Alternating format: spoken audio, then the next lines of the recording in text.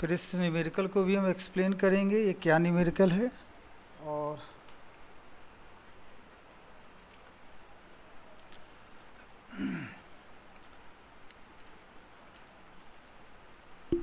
और आज हमारा ये फर्स्ट यूनिट कंप्लीट हो जाएगा और सेकंड यूनिट में भी हम आज इंट्रोडक्शन आपको देंगे कि सेकंड यूनिट में क्या आपको पढ़ना है।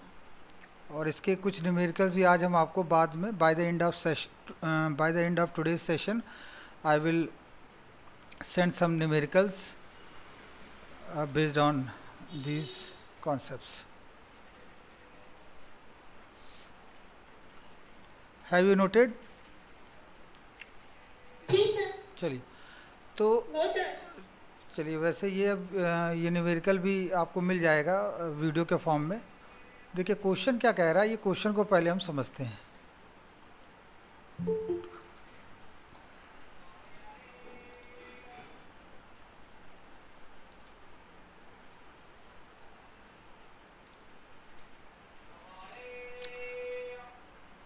क्वेश्चन देखिए क्या कह रहा है। क्वेश्चन कह रहा है कि एक एयर कंडीशनर मैन्युफैक्चरिंग, क्या है बच्चों, एक एयर कंडीशन मैन्युफैक्चरिंग कंपनी है प्रोड्यूसेस 3 मॉडल XYZ। कितने मॉडल? भाई कोई कंपनी होती है तो कई तरह के मॉडल बनाती है और कुछ मॉडल्स में जो वेरिएंट होते हैं उसी के हिसाब से प्राइस डिसाइड होता है। तो XYZ 3 तरह के मॉडल्स वो बना रही है। There is an export order of 5000 of model X and 7500 model for model Y and 1500 model for Z। ठीक है, एक्सपोर्ट करना, उसको ऑर्डर मिला है 5000 X का, 7500 Y का और 1500 Z का। मटेरियल और लेबर ये जो दे रखा है आप देखिए गौर से, ये क्या है, ये मटेरियल और लेबर तो यूनिट में दे रखा है। 15 unit, 16 unit, 20 unit, 10 unit, 12 unit, ये तो पीपल्स हो जाएंगे, 10 लोग, 12 लोग, 15 लोग। तो ये ज़रूरी होते हैं, रिक्वायरमेंट है रॉ मटेरियल की। रॉ मटेरियल देखिए लेबर भी एक असेट्स के रूप में होता है और हमारे पास मटेरियल एक रॉ मटेरियल। तो 15 यूनिट और 10 लेबर्स आपस में जब मिलते हैं तो मॉडल XY को फर्निश करते हैं, मतलब डेवलप करते हैं। उसी तरह से वाई होती है, देखिए ये टेबल के रूप में हमें दे रखी है और सिंपल ये कौन सी टेबल है, मैट्रिक्स टेबल। अब मैं आज एक दो बातें इंपॉर्टेंट बताऊंगा बच्चों, उस पर ज़रूर ध्यान दीजिएगा। Compute the total amount of material and labor needed to fill the entire export order। ठीक है, have you all noted this question? क्योंकि अब मैं इसे अब मैं इसे चलिए अब मैं इसे यहाँ से गुड अब मैं यहाँ से सीधे आपको ले चलता हूँ जहाँ पर वर्कशीट पर, जहाँ मुझे ये काम करना है। तो देखिए जो आपके पास क्वेश्चन था उसमें आपने पढ़ लिया होगा, तो उसमें एक टेबल बनी थी।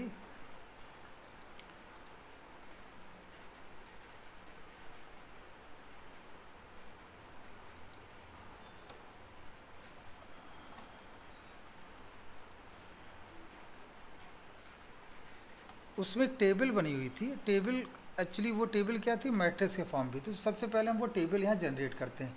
क्वेश्चन सभी बच्चों ने नोट कर लिया है। जो मैट्रिक्स थी उसको हमने लिखा A और जो टेबल थी उसको हम इस तरह से लिख लेते। तो यहाँ पे आपको याद होगा ऊपर लिखा है मटेरियल और सेकंड में लिखा था लेबर। तो मटेरियल में अगर हम बात करें तो वो है 15, 16, 20 और लेबर में अगर हम बात करें तो वो है 10, 12 और 15। ये हमारे पास एक मैट्रिक्स के फॉर्म में। और ये देखिए, और ये मॉडल X है, ये Y है और ये Z है, ये मॉडल। तो आपने देख लिया X मॉडल के लिए 15 यूनिट और 10 यूनिट लेबर चाहिए, Y के लिए इतना, और उसको जो ऑर्डर मिला है वो 5000 X के लिए मिला है। अभी तो हम केवल एक समरी लिख रहे हैं क्योंकि देखिए क्वेश्चन ये समझना बहुत ज़रूरी है। और Y के लिए 7500 ऑर्डर मिले हैं और Z के लिए कंपनी को मिले हैं 1500 और ये 7500 और 5000। अब हमें क्या पता करना है? हमें पता करना है, क्वेश्चन को अगर हम देखें तो क्वेश्चन में देखिए लिखा था हमें पता करना है total amount of material and labour.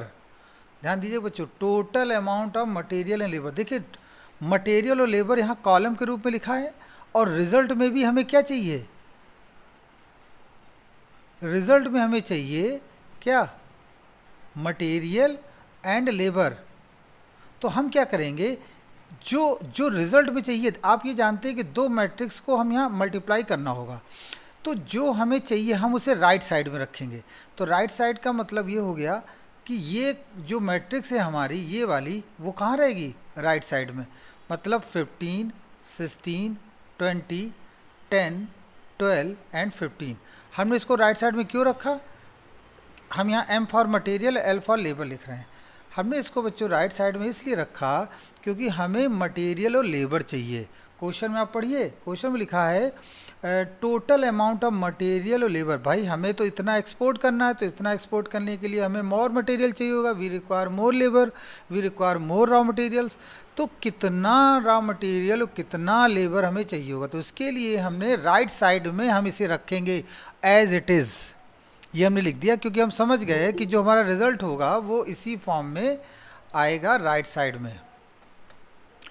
तो ठीक है, अब प्रश्न उठता है कि इस साइड में क्या होगा, क्योंकि हमने बताया था जब क्वेश्चन सीधा सीधा मैट्रिक्स के फॉर्म में होता तो मल्टीप्लाई करना आसान होता, लेकिन जब स्टोरी टाइप का होता तो हमें थोड़ा सा उस पर रिसर्च कर। नेक्स्ट डेटा हमारे पास किस रूप में है, इस रूप में है कि ये मटेरियल इतनी यूनिट इसकी, इतनी यूनिट इसकी और इतनी यूनिट इसकी एक्सपोर्ट करनी है। अब गौर से देखिए, यहाँ पर ये XYZ के रूप में लिखा था, किस रो में है XYZ रो के फॉर्म में लिखा है। तो इसका मतलब यहाँ जब हम XYZ लिखेंगे तो वो आ जाएगा सॉरी, यहाँ पर आप देखिए XYZ मटेरियल और लेबर हमने यहाँ लिख दिया, XYZ यहाँ पे लिखा हुआ है। हमें अब यहाँ सोचना है कि ये 5007 और ये हम कॉलम में लिखें कि रो में लिखें, हम किस रूप में लिखें इसको। पॉइंट ये है कि हम इसको किस फॉर्म में लिखें। खुशबू जी टाइम से आइए, 10:16 हो रहा है, हम इसके बाद कल अलाउ नहीं करेंगे। आप मतलब थोड़ा सा ध्यान रखें इस चीज़ का, नेटवर्क इश्यू होगा। ठीक है, आप पहले जुड़ जाइए।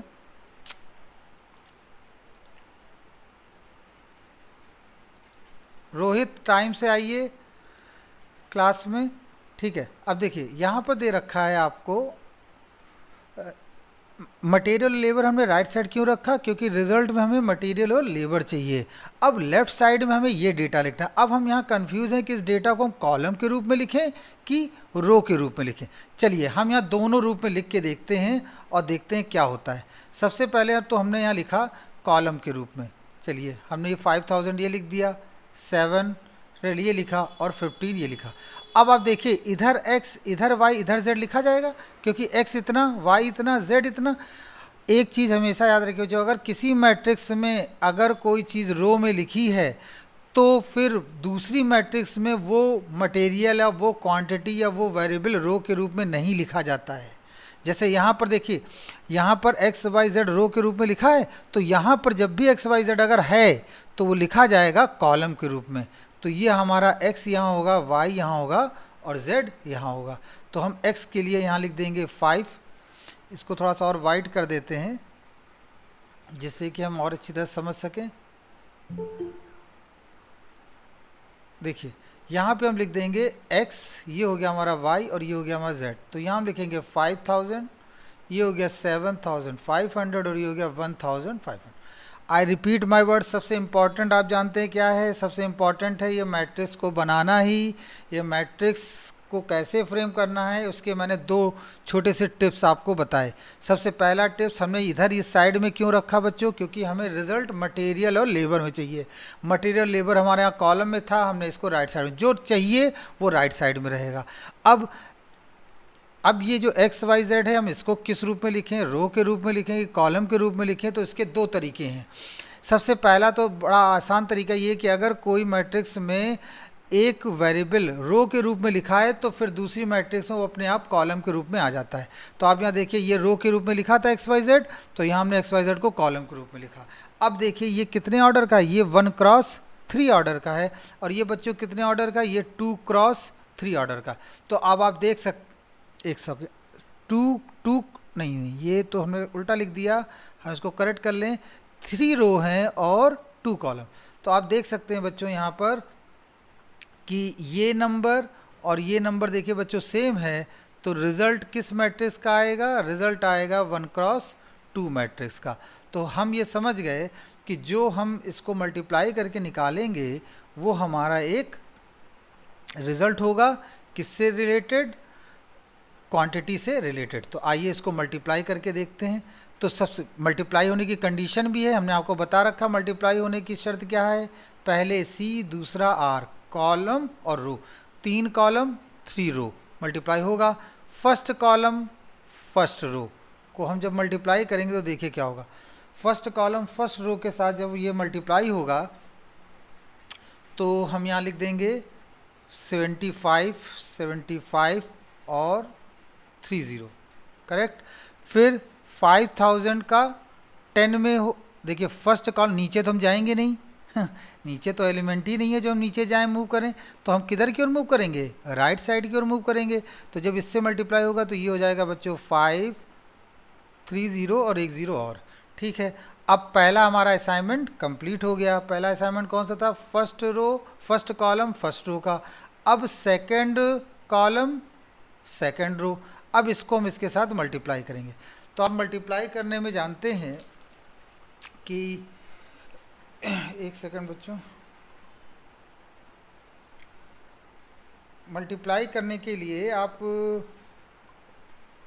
कई तरीके अप्लाई कर सकते हैं। जैसे यहाँ पर हमें मल्टीप्लाई करना है 75 सेकंड, 75 मल्टीप्लाइड बाई 16, तो आ जाएगा 75 मल्टीप्लाइड बाई 16। इसको हम यहाँ लिखेंगे। इसके साथ देखिए जब बेस हमारा प्रिपेयर हो जाता है तो हम मल्टीप्लाई किस में करते हैं, उसी बेस में। तो हम थोड़ा सा इसे बड़ा कर लें जिससे कि हम इसको बना सकें। इस 5000 को थोड़ा दूर लिख लेते हैं यहाँ पर, ये अब और बेटर होगा। अब देखिए सेकंड कॉलम सेकंड रो 16 75 साथ मल्टीप्लाई होने पर आएगा 1 2 2 0 और 2 0 और हैं तो 2 0 और हो गए। फिर 75 जब 12 के साथ मल्टीप्लाई होगा तो आएगा 9, एक सेकेंड, इसको हमें यहाँ पे लिखना होगा 12 00 और 00। अब जब ये मल्टीप्लाई होगा 7500 मल्टीप्लाई होगा 12 के साथ, तो यहाँ पर प्लस करके लिखेंगे 9 2 0 और 2 0 और ऐडअप कर देंगे। अब हमारा देखिए सेकंड कॉलम सेकंड रो भी फुलफिल हो गया। अब third column third row multiply करना है, तो third column third row multiply करने के लिए कहाँ पे ऐड करेंगे, इसी एलिमेंट में जो हमारा बेस है। तो हम यहाँ प्लस लिख लेते हैं, तो 30 30 लिखा, 3 और 3 3 0 लगा देंगे, 1 2 3, ये हो गया। अब यहाँ पर आते हैं 15 कैसे मल्टीप्लाई करेंगे, तो आएगा 2 2 5 और 2 2 0 और हम ऐडअप कर देंगे। तो अब गौर से आप देखें जो हमारे पास मटेरियल आया, अगर हम इन सबको ऐडअप करेंगे तो जो हमें मिलेगा, देखिए हमने 75 और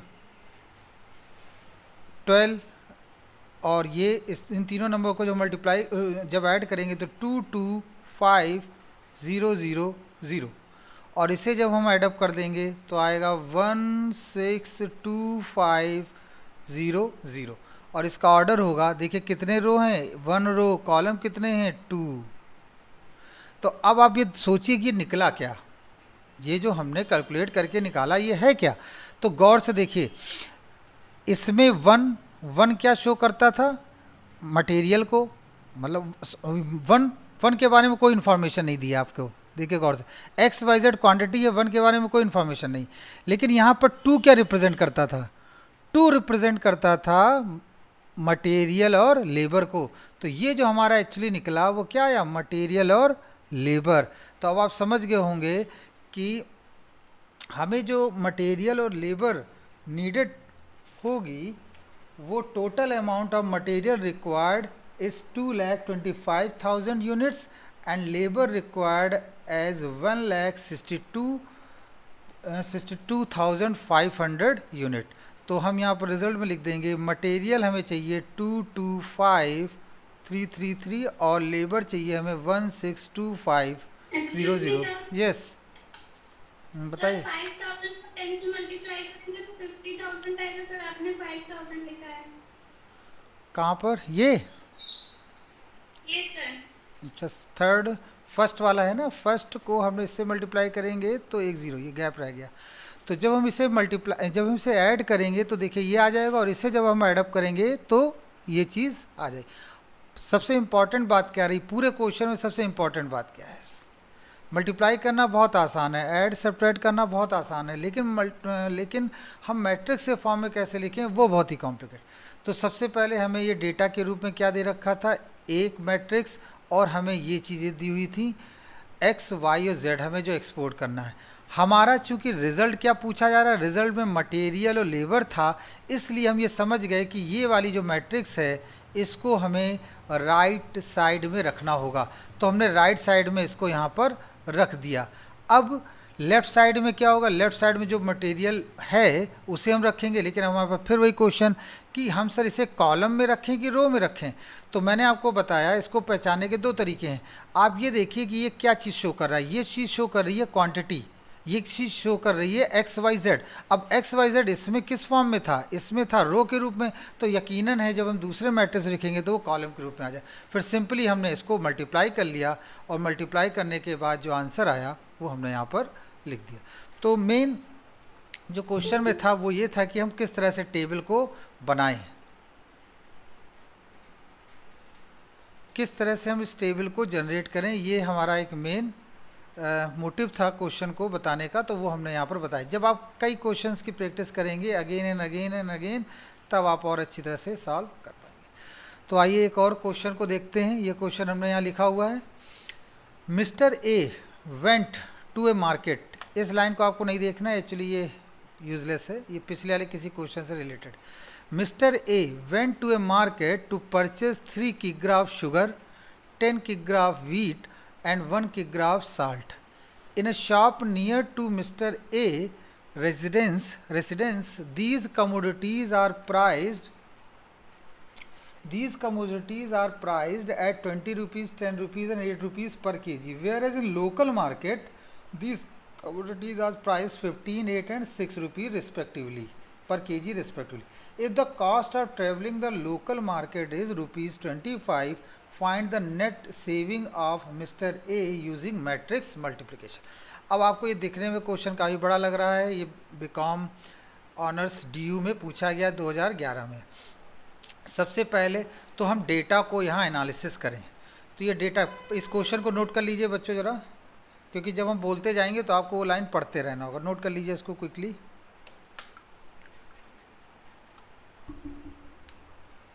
जैसे नोट हो जाए मुझे बताइए।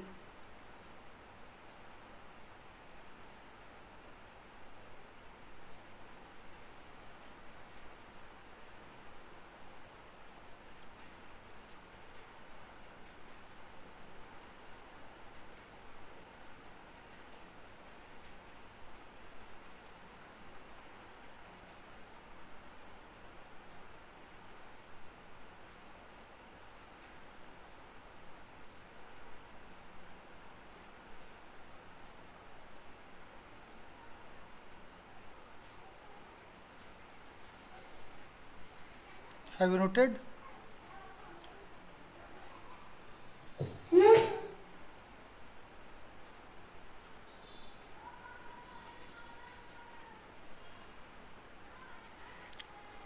Shall I start?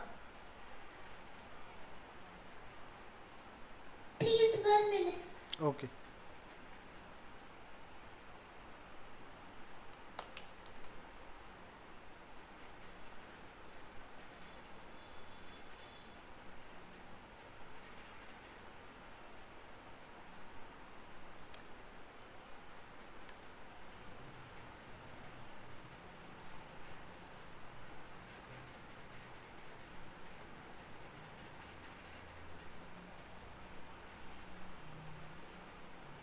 Sir, I have done. सभी बच्चों ने नोट कर लिया इसे? Yes, sir. चलिए Yes, sir. चलिए, नोट नहीं भी हुआ होगा तो भी उसके बाद में मतलब आपको ये मिल जाएगा देखने को।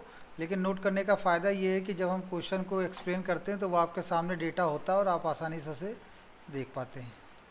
चलिए देखिए, क्वेश्चन में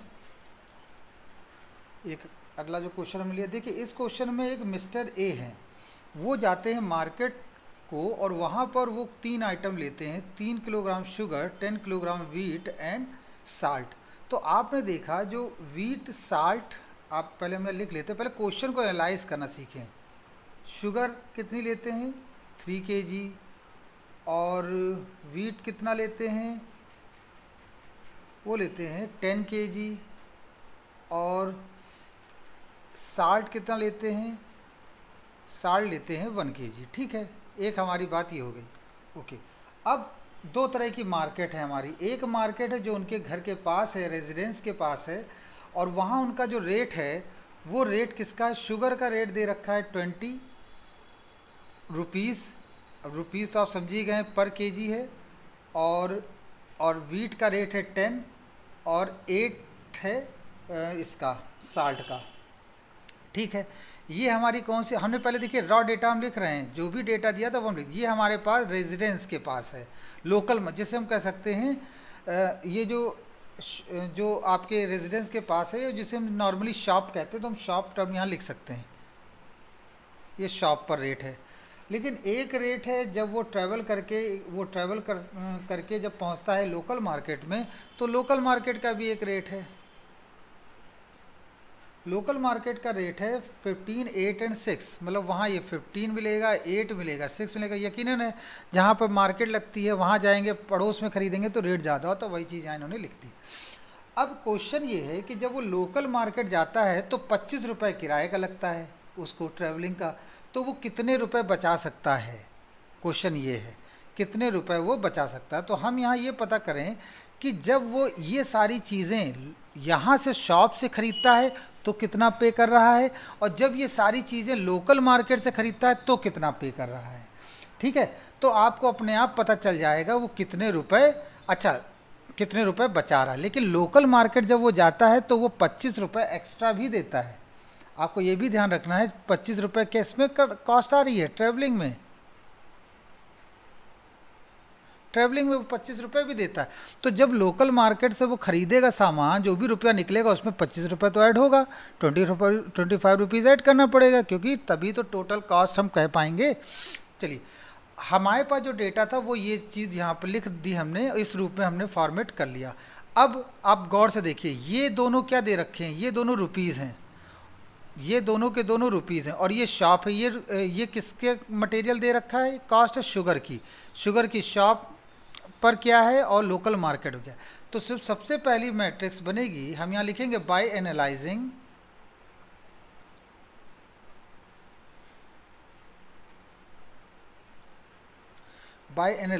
डेटा, या हम डेटा ना कह के बाय एनालाइजिंग, हम यहाँ लिखें by analysing given question we make a matrix table. और मैट्रिक्स टेबल क्या है वो आप यहाँ देख सकते हैं, ए बराबर, अब ए कितना है देखिए। तो सबसे पहले तो हम एक टेबल ये बना लेते हैं जो हमने यहाँ पर बनाई, ये आपका है 20, ये आपका है 15, ये आपका 10, ये आपका 8, और ये 8 और ये 6। अब ये तो आपका S फॉर शॉप हमने लिख दिया, और S फॉर शॉप और L फॉर लोकल मार्केट, ये हो गई S फॉर शॉप और ये हो गई लोकल मार्केट। और ये दिए क्या है, एक्चुअली ये प्राइस है किसके बच्चों, ये प्राइस है शुगर का, वीट का और साल्ट का, शुगर का, वीट का और साल्ट का, ये प्राइस दे रहा। तो एक तो मैट्रिक्स हमने ये बनाई, हमने इसको इसके साथ क्यों नहीं रखा, क्यों, क्योंकि आप देख रहे हो ये वेरिएबल अलग तरह का है, ये है क्वांटिटी के बारे में डिसाइड। अब रिजल्ट हमें क्या चाहिए, रिजल्ट तो हमें रुपीज़ में चाहिए ना। देखिए क्वेश्चन में लिखा हुआ है, if the cost of travelling to the local market is ₹25, find the net saving. Saving किस में आती है, रुपए में आती है। इसका मतलब रुपए वाली मैट्रिक्स कहाँ होनी चाहिए, राइट साइड में। तो ये हमें लिखना पड़ेगा किस साइड में, राइट साइड में, मतलब ए मैट्रिक्स तो हमारी इधर होगी। अब प्रश्न उठता है कि दूसरी मैट्रिक्स हम किधर लिखें, दूसरी मैट्रिक्स में क्या होना चाहिए वो भी क्लियर है। दूसरी मैट्रिक्स में क्या होना चाहिए, quantity of sugar, wheat and salt. लेकिन आप देख सकते हो शुगर, वीट और साल्ट जो है वो आपका यहाँ पर किस फॉर्म में लिखा है, रो फॉर्म में। देखिए यहाँ रो फॉर्म में, तो इसका मतलब जो हम मैट्रिक्स जनरेट करेंगे बी मैट्रिक्स, उसमें शुगर, वीट और साल्ट किस फॉर्म में आना चाहिए, कॉलम के फॉर्म में। ये चीज़ें हमें केवल ऑब्जर्व करके आएंगी, इसका कोई रिटन मेथड नहीं है कि आप जाके उसको पढ़ लें और कहें कि now I am able to watch, I am able to analyse that format, I can write in terms of row and column. No, it is based only on hard practice and only practice। तो एक तो clear हो गया हमारा। हमने दूसरा लिखा late B matrix. कोई लॉजिक आपको यहाँ नहीं लिखना है कि हमने इसको क्यों कॉलम में लिखा, क्योंकि आप जानते हैं कि बिना कॉलम में लिखे ये क्वेश्चन सॉल्व ही नहीं होगा। शुगर, वीट और साल्ट, तो अब हम यहाँ शुगर, वीट और साल्ट की क्वांटिटी लिख देते हैं। तो एक तरफ थी 3, फिर ये 10 और फिर ये 1, तो ये हमारी बी मैट्रिक्स यहाँ से बन गई। अब देखिए अगर हम इसे यहाँ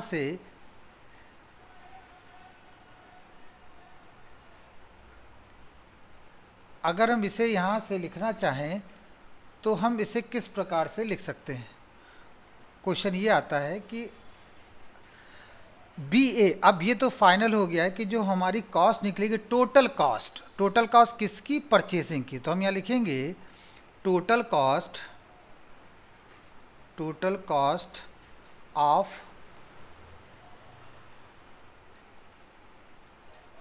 परचेसिंग एट 2 डिफरेंट प्लेसेस।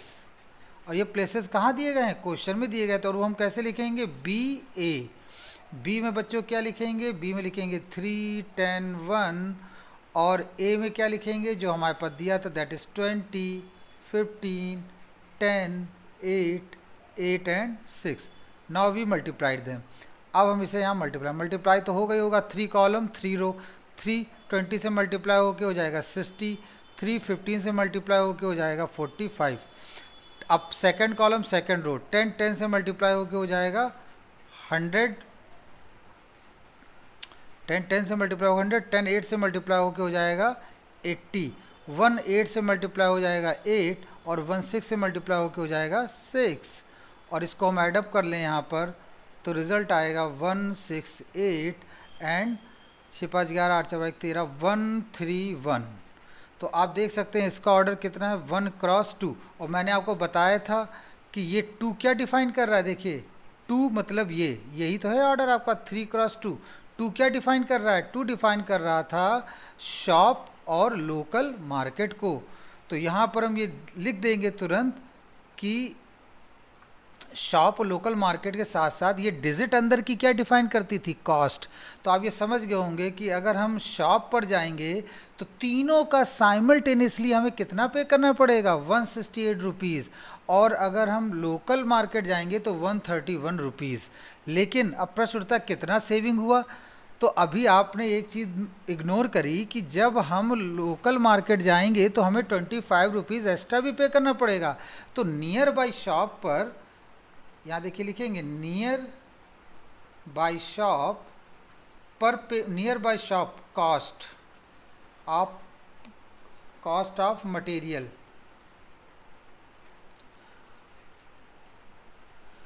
वो है 168 रुपीज़। बहुत बढ़िया। बट एट लोकल मार्केट, तो लोकल मार्केट की अगर हम बात करेंगे, सॉरी ब्रैकेट नहीं लगाएंगे, लोकल मार्केट की अगर हम बात करेंगे तो आप लिखेंगे 131 प्लस 25, तो ये हो जाएगा 156 रुपीज़। अब आप देख सकते हैं कि कितनी सेविंग होगी। सेविंग अब नेट शॉप, अगर हम लोकल मार्केट की बात करें तो वहाँ पे तो हमें खर्च करना पड़ रहा है 156 रुपये, और अगर हम घर के पास जो शॉप है वहाँ पे हमें खर्च करना पड़ रहा है 168 रुपीज़। तो हम ये देखेंगे कि अगर हम मतलब लोकल मार्केट से लेते हैं तो हमारे लिए प्राइस कितना पड़ रहा है, कुछ कम पड़ रहा है। तो हम कहाँ से सामान को लेंगे, जाके लोकल मार्केट से। लेकिन कितनी सेविंग होगी, तो हम लिखेंगे net saving equal to 168 minus 156 और ये आ जाएगा 12 रुपीज़। तो इस तरह से बच्चों आपने देखा कि किस प्रकार से नेट सेविंग को हमने कैलकुलेट किया, और आपने ये भी देखा कि हमने शुगर, वीट और साल्ट का साइमल्टेनियसली केवल मैट्रिक्स को यूज़ करके एक साथ हमने ये कैलकुलेट कर लिए, इन चीज़ों को एक साथ हमने इसे सॉल्व कर लिया। तो यही सबसे एक इम्पॉर्टेंट मतलब यूटिलिटी है मैट्रिक्स की, कि आपको अलग अलग मल्टीप्लाई नहीं करना है। You multiply all at same time and get your required desired answer. तो आई होप ये क्वेश्चन आपको समझ में आया होगा। 2-3 बार इन क्वेश्चनों को करेंगे तो और अच्छी तरह से क्लियर होगा। तो थोड़े से और नॉर्मल क्वेश्चंस को हम आपको और सेंड कर देंगे। आज हम ये इसके जितने भी न्यूमेरिकल्स हैं वो सारे आपको सेंड कर देंगे, तो आप उसे आसानी से सॉल्व कर सकते हैं। तो ये बच्चों क्लियर हुआ कि नहीं न्यूमेरिकल? चलिए इसको कई बार लगाएंगे जब, तो आप और अच्छी तरह से इसको समझ पाएंगे। और मैं आपको फिर से बताऊं, फर्स्ट टाइम पर कोई भी मैथमेटिकल न्यूमेरिकल क्लियर नहीं होता है। आप केवल उसका कुछ पोर्शन समझ पाते हैं, लेकिन आप लगातार कंटिन्यू लगे रहेंगे तो आपको ये अच्छी तरह से समझ में आ जाएगा। अब हम बात करने जा रहे हैं, अब हम ये देख लें कि हमने कितना अपने सिलेबस का मटेरियल कवर किया और हम कहाँ हैं, वेयर वी आर। तो अगर हम यहाँ देखें कि इस समय हम कहाँ पर हैं, तो आप ये देखिए,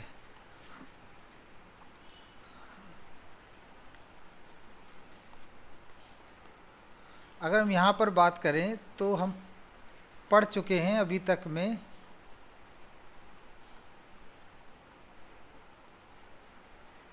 देखिए, अभी तक में हम ये डिसाइड, हमने स्टार्ट किया था कौन सा यूनिट, हमने स्टार्ट किया था सेकंड यूनिट सबसे पहले। और सेकंड यूनिट में हमने शुरू किया कि देखिए, चलिए कोई बात नहीं, मैट्रिक्स और determinants, definition of matrix, type of matrix, properties of determinants, adjoint matrix, finding inverse of matrix, elementary row column operation, solution system, linear equation having unique solution. और इसमें देखिए एप्लीकेशन नहीं लिखा हुआ है, लेकिन फिर भी एप्लीकेशंस को जानना ज़रूरी होता है, इसलिए एप्लीकेशन भी आपको हमने बताया। तो इस तरह से आपका ये जो सेकेंड यूनिट है वो आज फिनिश होता है। अब बात होगी फर्स्ट यूनिट की। तो फर्स्ट यूनिट के अच्छी बात यह है कि हमने मैक्सिमम वीडियोस ऑलरेडी पहले बना रखे हैं। इसमें सबसे ज़्यादा इम्पॉर्टेंट आता है डिफ्रेंशिएशन। तो वहाँ तो आप देखेंगे वहाँ से तो आपको हेल्प मिलेगी, बट आप यहाँ से भी इसको समझ पाएंगे, जो हम यहाँ पर अभी समझाएंगे कुछ बेसिक चीज़ें।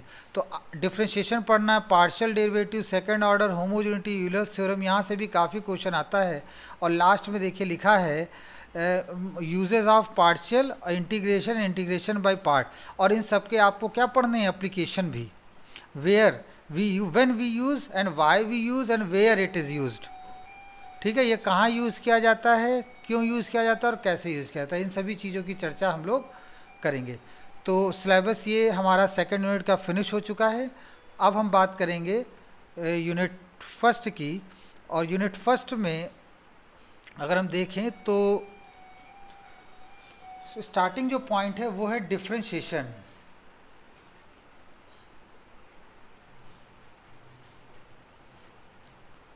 देखिए डिफरेंशिएशन, आप में से कई बच्चों ने कुछ बच्चों ने some students have aware about the concept of differentiation, but some students are listening it first time, that term is listening first time.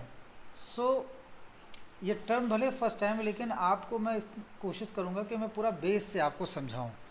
तो आपको याद होगा, आपने बहुत समय पहले इस तरह की इक्वेशंस डिस्कस की होंगी, ये इक्वेशंस या इस तरह की इक्वेशंस को कभी ना कभी पढ़ा हो।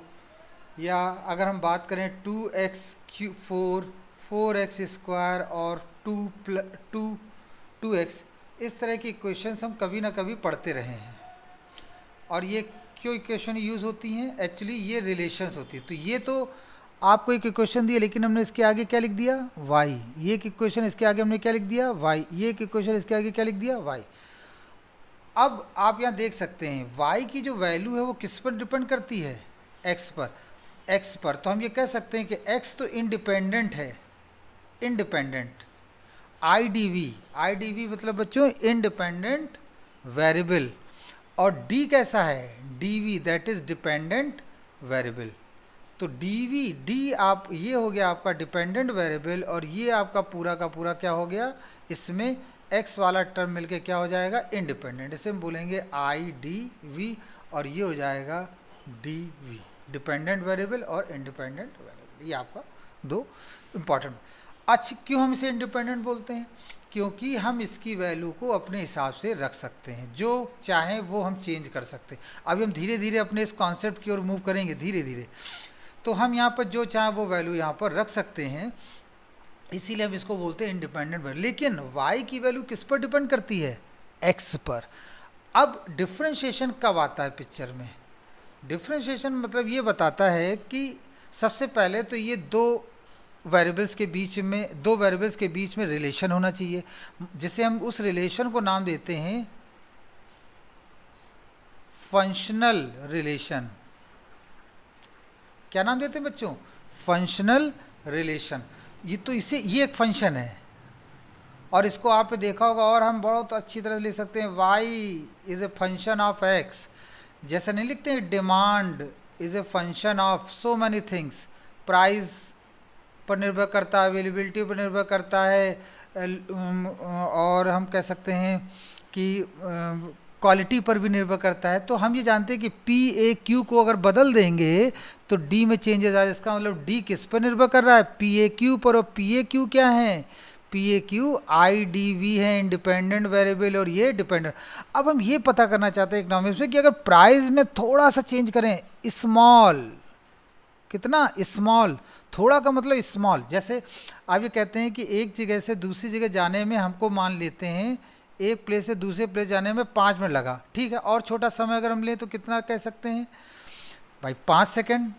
और छोटा समय लें तो बहुत ही जो छोटा सडन पीरियड होता है, उस सडन पीरियड में आप कितनी डिस्टेंस ट्रेवल करते हो, वो कैलकुलेट करना हो तो हम डिफरेंशिएशन पर जाएंगे।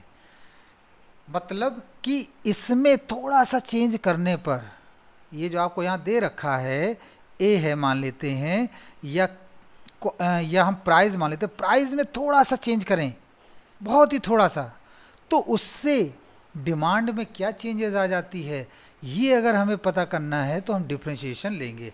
हालांकि इसके और भी दूसरे तरीके हैं, हम ग्राफिकल मेथड से भी सॉल्व कर सकते हैं, लेकिन डिफरेंशिएशन को इसलिए रखा गया है क्योंकि इकोनॉमिक्स में डिफरेंशिएशन के इंट्रोडक्शन से ह्यूज कैलकुलेशंस ईजिली सॉल्व हो जाते हैं। इसी का एक और छोटा भाई है जिसको हम कह सकते हैं पार्शियल डिफरेंशिएशन। पार्शियल डिफरेंशिएशन तब यूज़ होता है जब आपका एक डिपेंडेंट हो और ढेर सारे इंडिपेंडेंट हों। आई रिपीट माई वर्ड, देखिए डिफरेंशिएशन और पार्शियल डिफरेंशिएशन केवल यहाँ, डिफरेंशिएशन यहाँ लगता है, y इज इक्वल टू क्या हो, fs, केवल एक फंक्शन है यहाँ। लेकिन अगर यहाँ पर दो फंक्शन हो, ये मान लेते हैं इस तरह लिखा हो x z, और भी हम एक बढ़ा दें, चलिए 3 हो, मान लेते हैं यहाँ हमने एक और लिख दिया v, तो इस केस में पार्शियल डिफरेंशिएशन लगता है। डिफरेंशिएशन कब लगता है, पार्शियल डिफरेंशिएशन कब लगता है, ये मैंने क्लियर करा दिया। जब एक ही इंडिपेंडेंट वेरिएबल हो तो डिफरेंशिएशन, जब एक से ज़्यादा इंडिपेंडेंट वेरिएबल हो तो पार्शियल डिफरेंशिएशन होता क्या है, डिफरेंशिएशन का मतलब होता है कि इंडिपेंडेंट वेरिएबल में थोड़ा सा चेंज करने पर y में कितना चेंजेस होता है, it will be calculated by differentiation. इसको हम डिफरेंशिएशन में कैलकुलेट करते हैं। बस 1 मिनट और लेंगे। जो हमारे पास इक्वेशंस होती हैं एल्जेब्रिक इक्वेशन जो होती हैं वो 4 तरह की होती हैं। पहली जो हो गई वो पहली जो आ जाती है वो उस इक्वेशन में हम x के फॉर्म में रखते हैं, जिसे हम अभी देखिए नाम याद नहीं आ रहा, दूसरा हम देख लेते हैं एक्सपोनेंशियल इक्वेशन एक होती है जिसमें e की पावर x चलता है। उसमें एक्सपोनेंशियल, या ये कहा जाए इक्वेशन ना कह के हम यहाँ बोलेंगे फंक्शन। फंक्शंस कितने तरह के होते हैं, और फंक्शंस, केवल फंक्शन की बात करें, फंक्शन फंक्शन एक होता है, पहला पार्ट उसको बोलेंगे एक्सपोनेंशियल, एक्सपोनेंशियल फंक्शन, दूसरा एल्जेब्रिक, और तीसरा लॉग फंक्शन, चौथा ट्रिग्नोमेट्रिक, ट्रिग्नोमेट्रिक फंक्शन।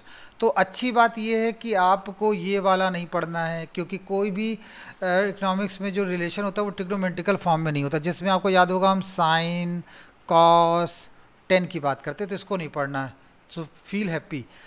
लॉग के बारे में हमें पढ़ना है, एल्जेब्रिक और एक्सपोनेंशियल, ये तीन तरह की इक्वेशन मिलती है। एल्जेब्रिक में, एक्सपोनेंशियल में अगर हम इक्वेशन का रूप देखें तो इस तरह का मिलेगा आपको, 4/e⁻x प्लस 4, इस तरह से आपको मिलेगा।